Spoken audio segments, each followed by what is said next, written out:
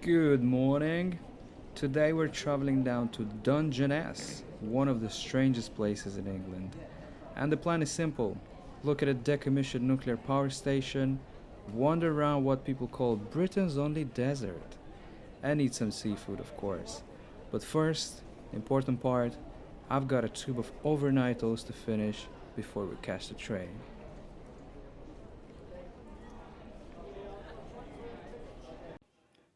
So this is Dungeness, down on the southeast coast of Kent, the best part of 70 miles from London, and it's a proper strange place. One of the biggest shingle beaches in Europe.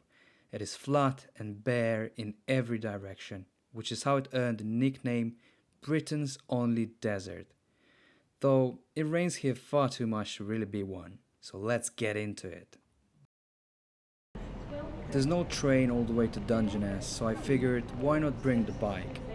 An hour or so down to Rye, and then I cycled the rest myself, which is about 22 kilometers across the marsh and out to the coast.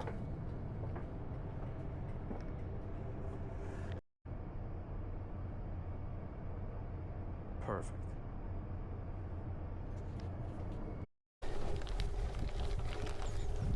From Rye, the path runs flat and easy, decent views, a fair few sheep, and best of all, the wind at my back the whole way. Honestly, it was very pleasing. I stopped for a bit, took in the sea, let the breeze do its thing, and got some water in me. Out in the distance, someone was doing some sort of extreme sport, riding a board, pulled along by the wind. I've no idea what it's called, but what a view.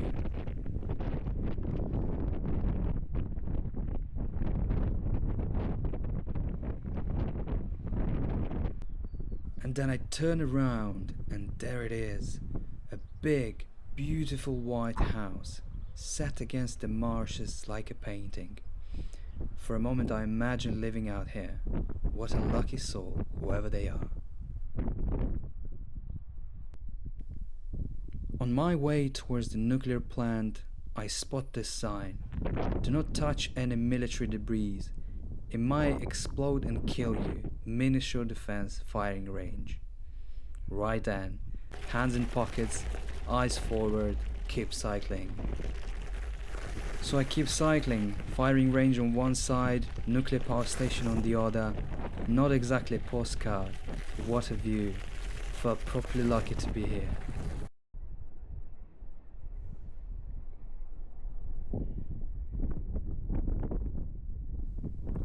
So here it is, the Dungeness nuclear power station. Or stations, really. There are two of them, set side by side. The first, Dungeness A, came online back in 1965 and ran for over 40 years, quietly turning out electricity. The second, Dungeness B, opened in the 80s, which was the first of its kind in Britain and a design they go on to build right across the country. Between them, they powered Kent for decades. But both are shut down now. Dungeness A stopped generating in 2006, and Dungeness B kept running until 2018 and was closed for good in 2021. Now, in my simple head, I'd assumed a decommissioned power station meant an abandoned one, empty, a ghost town, rusting fences and silence. But standing there, there are cars in the car park, people in high V's wandering about. So clearly someone's still walking here, and I found myself wondering why. Turns out you can't just switch off a nuclear power station and walk away. First, they spend years carefully removing all the spent fuel and shipping it off by train to a place called Sellafield. Then the place gets sealed up and watched over for decades, while the radioactivity slowly dies down. So the real demolition won't happen until the end of this century. So this place will outlast all of us, still being taken apart long after we're gone.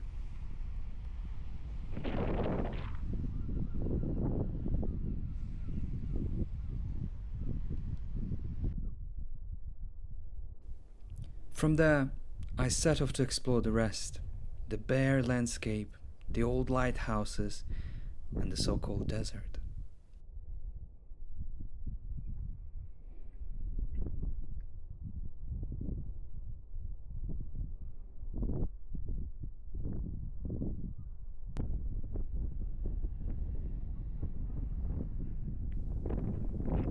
Now, this is what I mean by desert. I mean, look at it. You'd never guess this was England. No rolling hills, no tea shops, no nice little pub. I thought there were a couple of pubs, but this looks more like some forgotten corner of America than the Kent coast. The whole thing feels properly surreal.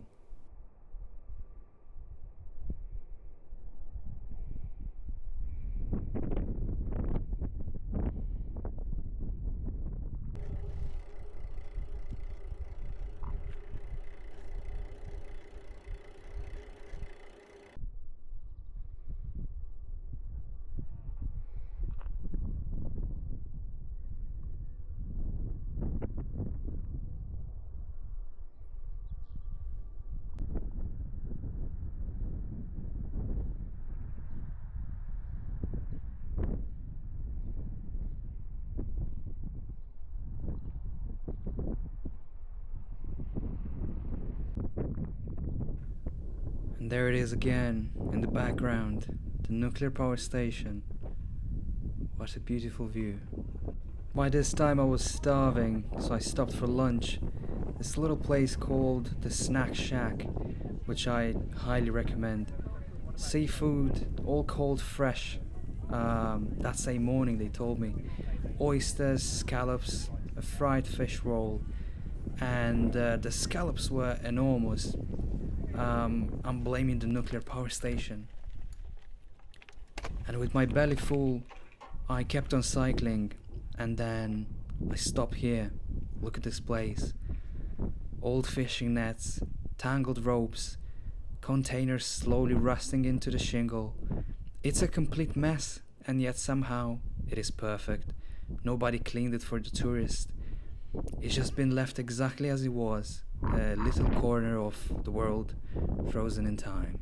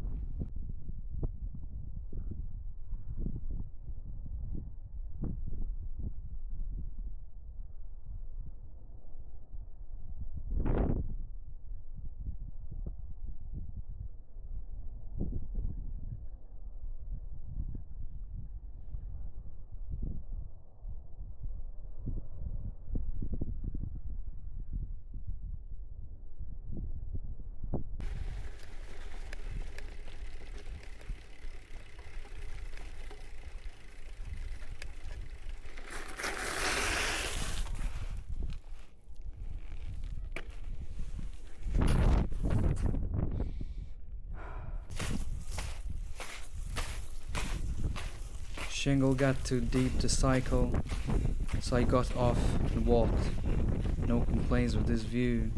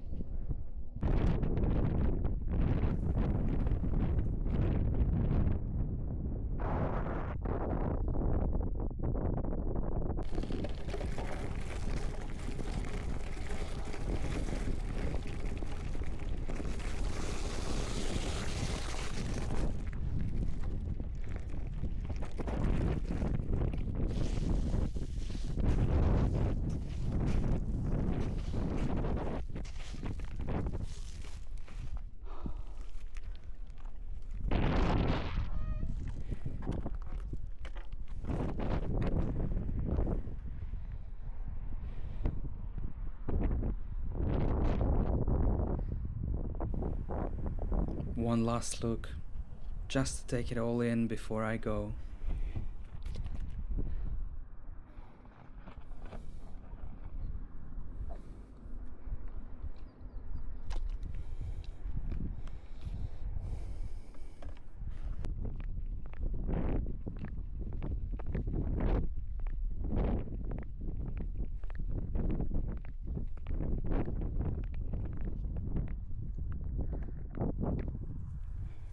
On the way back, I stopped to take a photo of this lovely little cottage.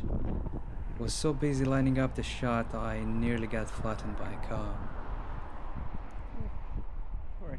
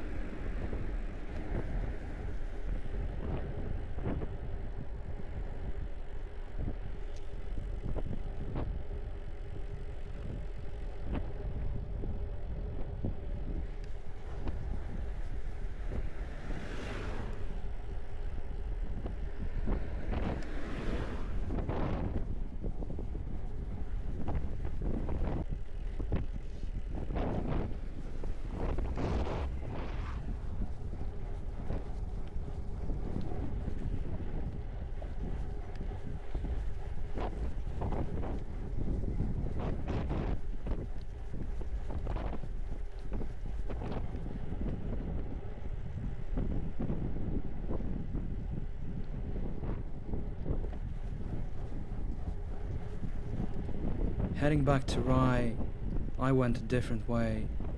The route in had me hauling the bike across deep shingle for miles, which let me tell you is not the one. But this way turned out even better, quieter, easier, and the views were absolutely top notch.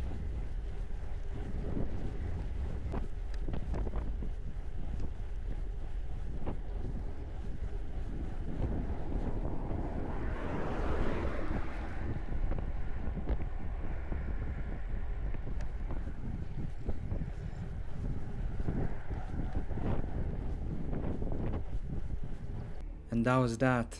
Back at the station, absolutely shattered. 44 kilometers on the bike, a fair few miles dragging it across the shingle, and that was more than ready for London. If you enjoy tagging along, a like and a subscribe goes a long way, and I'll see you on the next one.